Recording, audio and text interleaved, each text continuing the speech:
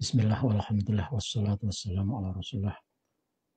Amma ba'd. Saudara-saudara sekalian, video tersebut saya ambil dari salah satu tempat waktu kita undang kira-kira dari Habib dengan Kiai Imad, kira-kira bagaimana Habib? Pertanyaan saya ini. Datang, bukan urusan saya. Oke, kita bisa atur Habib. Kita bisa atur Habib, bisa? Datang ke Robito. Enggak, jangan netral Habib, jangan di Robito lah, di luar kita kondisi lokasi yang netral. Nanti kita undang. Kamu siapa nyuruh siapa minta ke Robito sana, minta hubungi. Kita bisa sambungkan Habib, kita bisa sambungkan. Aku sebagai Habib itu buktinya mana? Ya cuma bisa menjawab, ada buktinya. Tapi ketika diminta untuk menunjukkan, mana itu buktinya?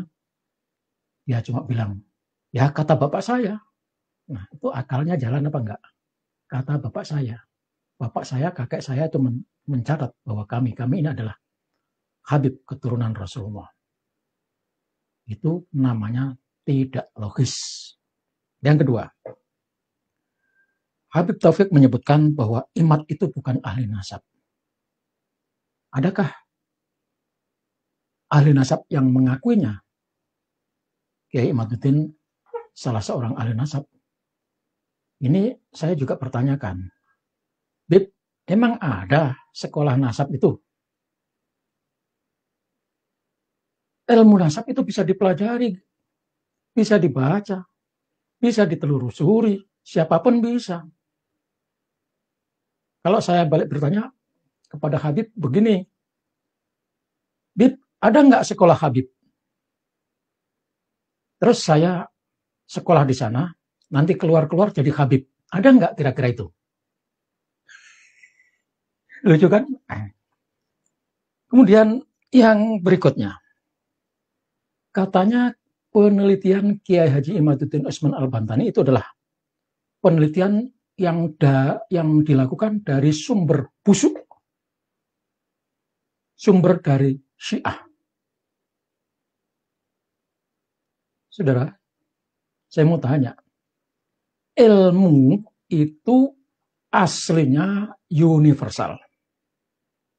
Siapa saja yang menemukan sebuah keahlian, yang menemukan, yang bisa mengajarkan hal yang bermanfaat, kita belajar dari sana.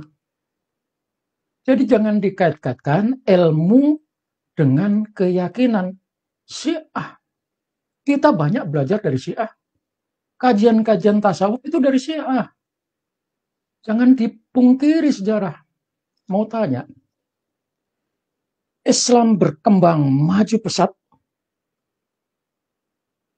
Banyak karya-karya tulisan orang-orang non-Muslim. Dari Yunani, dari Eropa, dari Cina, segala macam. Diterjemahkan ke dalam bahasa Arab. Itu ilmunya orang kafir, Bib. Tahu nggak? Ilmunya orang kafir. Ilmu perbintangan, falsafah, ilmu hikmah. Itu dari luar, Bib.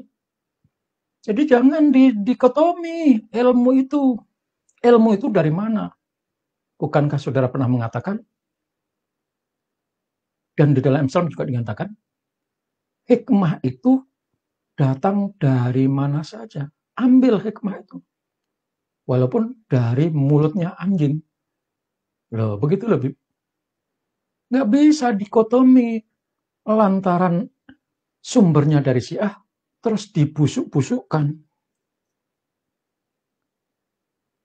Banyak ilmu yang diterjemahkan ke dalam bahasa Arab, diakui sebagai ilmu Islam, itu dari luar. Kemudian, ada pertanyaan. Anda ini Syiah apa Sunni? Sekali lagi, jangan dikait-kaitan ilmu nasab itu dengan Syiah atau Sunni. Saya mau tanya, sampean Syiah apa Sunni?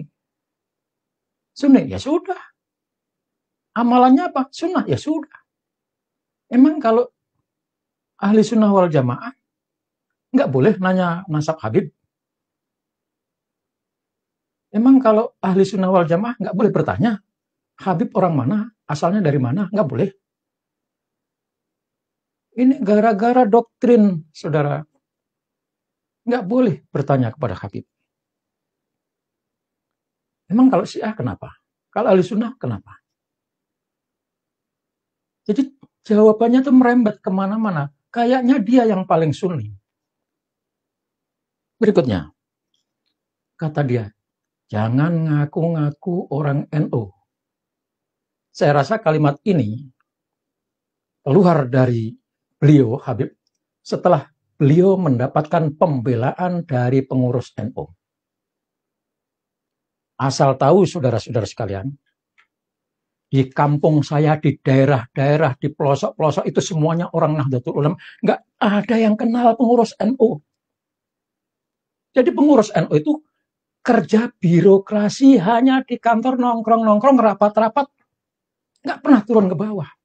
Kalau turun ke bawah, pasti ada proyek, ada pekerjaan. Tapi sehari-hari nggak ada. Jadi NU itu jangan dikira pengurusnya doang. Yang di bawah, yang di kampung-kampung, nggak ada satupun yang kenal siapa pengurus NU. Tetapi dia mengaku sebagai warga Nahdlatul Ulama. Nah itu, Bib. Harus tahu. Jangan dikira NU itu punya pengurus. Enggak.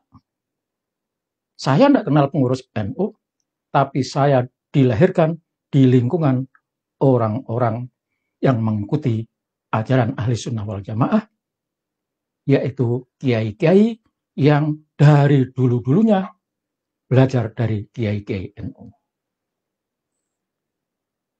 Jangan dikira, Bib, NU itu punya pengurus. Enggak. Maka ketika pengurus membela-bela Habib, rakyat di bawah nggak ada yang suka, nggak ada yang senang. Kemudian Gus Arya menawarkan, bagaimana Habib kalau diadakan pertemuan, bertemu dengan Kiai Haji Imaduddin, difasilitasi.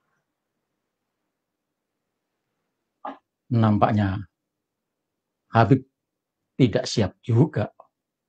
Ngajaknya di Rabithah Alawiyah. Lah ngapain? Kitab-kitab Rabithah Alawiyah segitu banyaknya sekarang sudah bisa diakses dari berbagai sumber. Ya, tidak harus datang ke sana. Saya juga siap memfasilitasi. Kapan? Dengan organisasi yang ada. Kami berada di Perkumpulan Dakwah Kiai dan Mubalik Nusantara. Siap memfasilitasi. Kapan dilakukan pertemuan? Kalau oke, saya akan datang ke kantor memberikan undangan. Bersama Gus Arya. Kami membantu. Yang berikutnya, orang-orang dan kita yang menjelaskan tentang kajian Kiai Haji Imaduddin Utsman Al-Bantani itu dituduh sebagai memecah belah umat. Ini edukasi, Bib. Jadi yang menuduh memecah belah itu sampean sendiri. Orang-orang itu sangat senang tahu kalau ternyata Habib-Habib yang ada di Indonesia ini belum jelas. Jadi itu edukasi.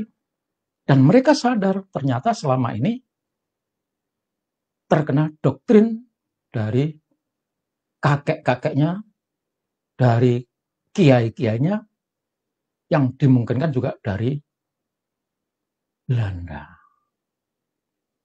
Nah, maka saudara sekalian, kita tidak pernah membenci habaib. Sekali lagi, dari pertama saya tidak pernah mengatakan kita membenci habaib. Mereka harus dimanusiakan, didudukkan sebagaimana mestinya.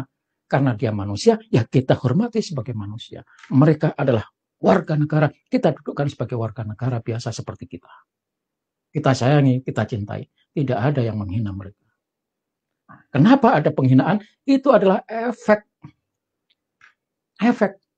dari kelakuan orang-orang yang tidak bisa dicontoh, dari kelakuan orang-orang yang selama ini bertutur kata menyakitkan. Itu efek.